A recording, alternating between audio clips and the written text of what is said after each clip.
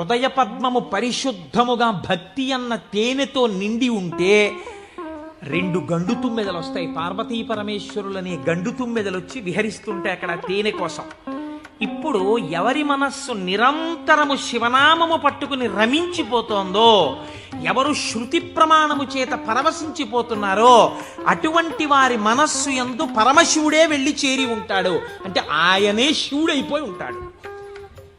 ఇది నోటితో చెప్తే చాలా మంది అందుకుని ఉంటారు, కానీ నేను దీనికి కూడా ఒక ఉదాహరణ ఇచ్చే ప్రయత్నం చేస్తాను. చంద్రశేఖర పరమాచార్య స్వామి వారికి నడిచే దేవుడు అని పేరు. మహానుభావుడు, ప్రాతస్మరణీయులు. మొన్నట్నే మేము కంచి కామకోటి పీఠానికి వెళ్ళి స్వామివారి బృందావనం దగ్గర ప్రణిపాతం చేసి వచ్చాం. సమాధి అన్నమాట వాడరు పెద్దలు సన్యసించినటువంటి వారిని సమాధి చేసిన చోట పైన తులసి కోట పెడితే బృందావని మీద పిలవాలి. ఇది బృందావనం అండి, చంద్రశేఖర పరమాచార్య స్వామి వారి బృందావనం అనాలి.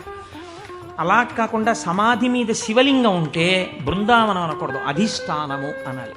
ఇది రమణ మహర్షి యొక్క అధిష్టానం అండి అనాలి. రమణాశ్రమంలోకి వెళ్ళారనుకోండి, మీరు ఇది రమణ మహర్షి సమాధనో రమణ మహర్షి బృందావనమనో మీరు ఉచ్చరిస్తే మీ యందు దోషం పడుతుంది. అలా అనకూడదు. ఇది రమణుల అధిష్టానము అని పిలవాలి. ఎందుకంటే దాని మీద శివలింగం ఉంటుంది కనుక. అటువంటి బృందావనం చంద్రశేఖర పరమాచార్య స్వామి వారి బృందావనం దగ్గర మేము మొన్న ప్రణిపాతం చేసి వచ్చే అదృష్టాన్ని పరమాచార్య స్వామి మాకు అనుగ్రహించారు. పరమాచార్య స్వామి ఒక మాట చెప్పుకుంటూ ఉండేవారు. ఆయన అనేవారు, నాకు ఎప్పుడైనా చీకట్లో వెడుతున్నప్పుడు ఒక విగ్రహాన్ని చూస్తే నా బాధ్యత నాకు గుర్తొస్తుందనేవారు. ఇదండి రమించడం అంటే, ఇది శివుడు అంటే. మామూలుగా మాట్లాడడం, ఇలా ఉపన్యాసాలు చెప్పడం గొప్ప కాదు. రమించిన హృదయంలోంచి అటువంటి మాట రావడం ఆ వ్యక్తి యొక్క స్థితిని చూపిస్తుంది. పరమాచార్య నడిచి వెళ్ళిపోతుండేవాడు. తెల్లవారుజామున 3 గంటలకి వారు నడిచి వెళ్ళిపోతున్నారు. ఒకసారి నడిచి వెళ్ళిపోతుంటే ఒక ఊరి మధ్యలో ఒక కోటు వేసుకున్నటువంటి ఒక వ్యక్తి, ఎవరో ఒక రాజకీయ నాయకుడు, ఆయన యొక్క శిలా ప్రతిమ ఒకటి ఉంది. పరమాచార్య నిలబడి ఒక నవ్వు నవ్వారు. పరమాచార్య నవ్వారంటే దానిలో ఏదో అర్థం ఉంటుంది. ఆయనతో ఆనాడు అంతేవాసులై దగ్గరగా నడిచినటువంటి శిష్యులున్నారే, వారు అదృష్టవంతులు కనుక వారు దగ్గరగా వెళ్ళి నిలబడ్డారు. ఎందుకు నవ్వారు అని అడగరు కదా. వారు నవ్వి అన్నారు, దీన్ని చూస్తే నాకేం జ్ఞాపకం వస్తుందో తెలుసా, నా బాధ్యత జ్ఞాపకానికి వస్తోంది అన్నారు. అదేమిటంటే, ఆ విగ్రహానికి మీకు సంబంధం ఏమిటి అనుకున్నారు. విన్నవాడు ఆయన అన్నారు, ఈ విగ్రహంలో ఉన్న వ్యక్తి తెల్లవారుజామున 3 గంటలకి ఇలాగే కోటేసుకుని నిలబడి ఉండేవాడా అని అడిగారు. అప్పుడు 3 కదా అయింది టైం. తెల్లవారుజామున 3 గంటలకి ఆ విగ్రహంలో ఉన్న వ్యక్తి ఎవరు ఉన్నాడో ఆయన అలా కోటేసుకుని నిలబడ్డ కదా. లేకపోతే బహుశా ఇప్పుడు మనం 3ంటికి చూసాం, ఈయన రాత్రి 1 గంటకు కూడా ఇలాగే కోటేసుకుని ఉండుంటాడు. అంటే రాత్రి 1 గంటకు కూడా ఈయన బతికున్న రోజుల్లో కోటేసుకుని ఉన్నాడా? లేడు. కానీ కోటేసుకున్నటువంటి వ్యక్తిని అందరూ చూశారు బయట. ఆయన బయటకు వచ్చినప్పుడు ఎక్కువగా కోటుతో బయటకు వచ్చేవాడు. కాబట్టి ఇప్పుడు ఆయన్ని చూడగానే రాత్రి చూసినా, పగలు చూసినా, ఉదయం చూసినా, సంధ్యవేళ చూసినా ఆయన జీవితంలో సాధించిన విషయాలు జ్ఞాపకానికి వచ్చి, అందుకు ఆయనకి ఇటువంటి శిలాస్తూపం పెట్టారు అని జ్ఞాపకానికి వస్తుంది. నేనెవరో తెలుసా? పరమాచార్య చెప్పిన మాట.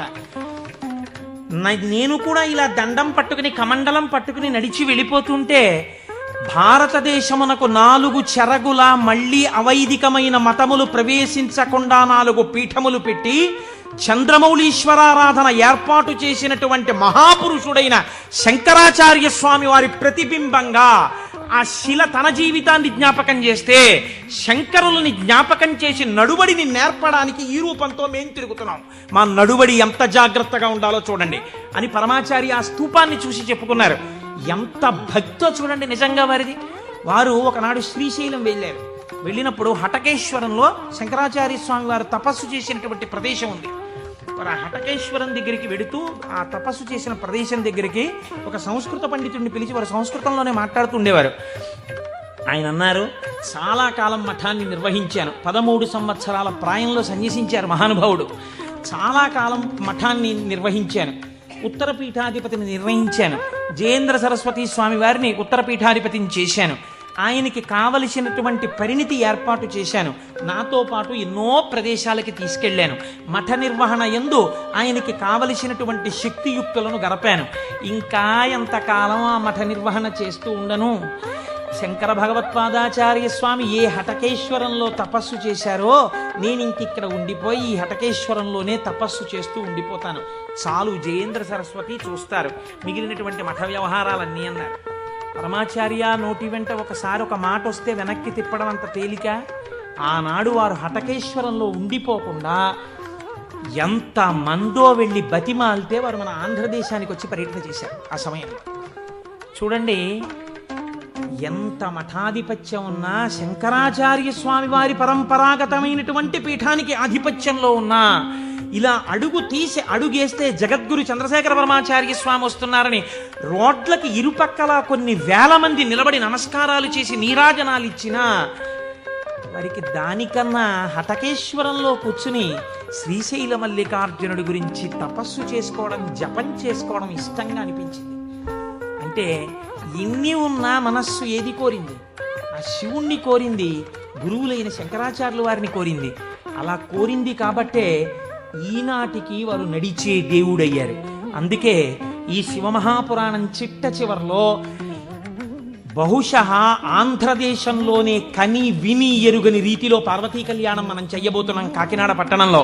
కాకినాడ పట్టణం సువర్ణాక్షరాలతో లిఖింపబడిందండి. మనం అందరం కలిసి ఇక్కడి నుంచి కొన్ని వేల కార్డులు పోస్ట్ చేశాం తరిగొండ వెంగమాంబ గారి గురించి. అది తిరుమల తిరుపతి దేవస్థానంలో నిస్సందేహంగా కదలిక తీసుకొచ్చింది. కె విశ్వనాథ్ గారిని పిలిచి సదస్సు నిర్వహించి నాకు పేపర్ కటింగ్స్ వచ్చాయి తిరుపతి నుంచి. తరిగొండ వెంగమాంబ గారి బృందావనాన్ని సందర్శనీయ స్థలంగా తిరుమల తిరుపతి దేవస్థానం మార్చబోతుంది. మనం చేసినటువంటి ఒక మంచి పనికి వేసిన విత్తనం మనకి పేపర్